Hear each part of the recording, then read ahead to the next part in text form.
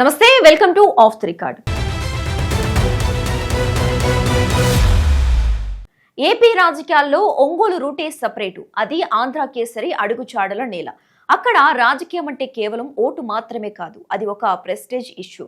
Politically is the art of looking for trouble అన్నట్లుగా అక్కడ ఎప్పుడూ ఏదో ఒక సెగ పుడుతూనే ఉంటుంది. నిన్నటి వరకు బాలినేని వర్సెస్ ఆల్ అన్నట్టుగా ఉన్న సీన్ ఆయన జనసేనలోకి వెళ్ళాక ఒక్కసారిగా మారిపోయింది. ఇప్పుడు వైసీపీ అక్కడ బిగ్ బాంబ్ పేల్చడానికి రెడీ అవుతోంది. మరి ఆ బాంబు ఎవరు? మాగుంట ఫ్యామిలీ వారసుడు వైసీపీ గూటికి చేరబోతున్నారా, లేక ఇదంతా కేవలం పొలిటికల్ గెస్సింగ్ మాత్రమేనా? Let's watch.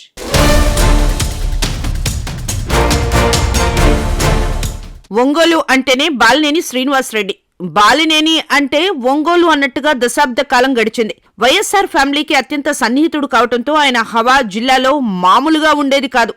కానీ time and tide wait for no man అన్నట్టు రాజకీయాల్లో శాశ్వత మిత్రులు శత్రులు ఉండరని ఆయన నిరూపించారు. 2019లో మంత్రి పదవి వచ్చి మధ్యలోనే పోవడంతో మొదలైన అసంతృప్తి 2024 ఎన్నికల ఓటమితో పతాక స్థాయికి చేరింది. చివరికి ఆయన జనసేన కండువా కప్పుకున్నారు. ఇప్పుడు వైసీపీ ముందున్న అతిపెద్ద సవాలేంటంటే జిల్లాలో బాలినేని ఢీకొట్టే హెవీ వెయిట్ లీడర్ ఎవరు? బాలినేని గ్లాస్ పట్టుకున్నాక ఆ కంచుకోటను బద్దలు కొట్టడానికి వైసీపీ ఒక స్ట్రాంగ్ పర్సనాలిటీ కోసం వెతుకుతోంది.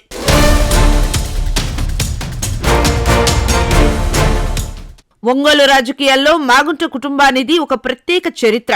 వీరు పార్టీల కంటే వ్యక్తులుగా సర్వీస్ చేసే ఫ్యామిలీగా ప్రజల్లో గుర్తింపు పొందారు. ప్రస్తుతం మాగుంట శ్రీనివాసులరెడ్డి టీడీపీలో ఎంపీగా ఉన్నారు. అయితే రాజకీయాల్లో వైసీపీ ఇప్పుడు మాగుంట తనయుడు రాఘవరెడ్డిని తన వైపుకు తిప్పుకోవాలని చూస్తోంది. రాఘవరెడ్డి యువకుడు, విద్యావంతుడు మరియు ఆర్థికంగా కూడా బలమైన నేత.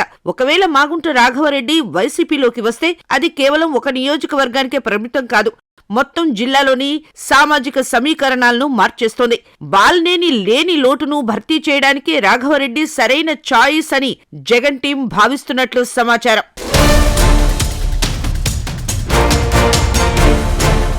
ఇక్కడ ఒక ఆసక్తికరమైన చర్చ నడుస్తోంది. మాగుంట రాఘవరెడ్డిని ఎంపీ అభ్యర్థిగా కాకుండా ఒంగోలు అసెంబ్లీ నియోజకవర్గం నుంచి ఎమ్మెల్యేగా పోటీ చేయిస్తే ఎలా ఉంటుంది అన్నది వైసీపీ ప్లాన్. ఎందుకంటే ఒంగోలు టౌన్ లో మాగుంట ఫ్యామిలీకి విపరీతమైన క్యాడర్ ఉంది. బాలినేని శ్రీనివాసరెడ్డి జనసేన తరపున ఇదే సీటు నుంచి పోటీ చేసే అవకాశం ఉంది. బాలినేని ఎదుర్కోవాలంటే అదే స్థాయి ఇమేజ్ ఉన్న నేత కావాలి. బాలినేనిపై ఉన్న వ్యతిరేకతను, మాగుంట ఫ్యామిలీకి ఉన్న సానుభూతిని వాడుకోవాలని వైసీపీ స్కెచ్ వేస్తోంది.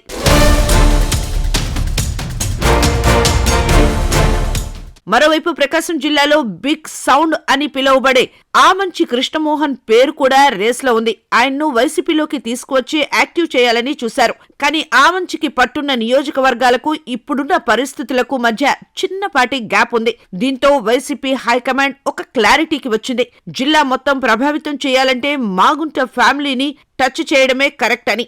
ఒకవేళ మాగుంట రాఘవరెడ్డి గ్రీన్ సిగ్నల్ ఇస్తే జిల్లా వైసీపీ సమీకరణాలు పూర్తిగా మారిపోవడం ఖాయం.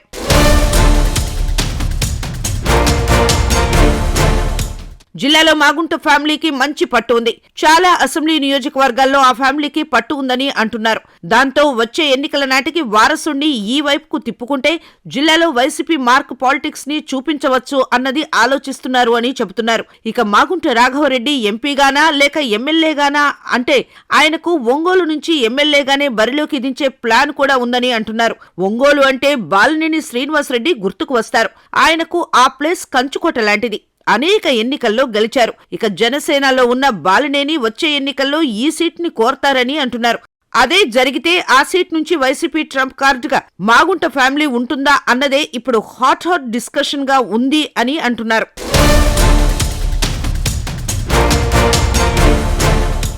ప్రస్తుతానికి ఎన్నికలకు ఇంకా 3.5 ఏళ్ల సమయం ఉంది. పాలిటిక్స్ మేక్స్ స్ట్రేంజ్ బెడ్ఫెల్లోస్ అని ఊరికే అనలేదు.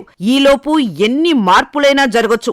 మాగుంట శ్రీనివాసులరెడ్డి తన కుమారుడి భవిష్యత్తు కోసం వైసీపీతో డీల్ కుదుర్చుకుంటారా? టీడీపీ జనసేన కూటమిలో బాలినేని స్థానం ఎక్కడ ఉండబోతోంది?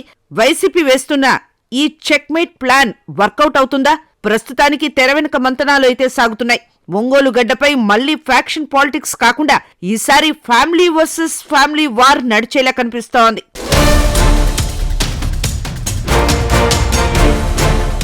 ఒంగోలు రాజకీయ చదరంగం ఎత్తులకు పై ఎత్తులు సిద్ధమవుతున్నాయి. వైసీపీ తన పాత కోటను కాపాడుకోవటానికి కొత్త సైన్యాధిపతిని వెతుక్కునే పనిలో పడింది. మరి మాగుంట రాఘవరెడ్డి ఫ్యాన్ కిందకు వస్తారా లేక సైకిల్ పైనే తన పయనం కొనసాగిస్తారా?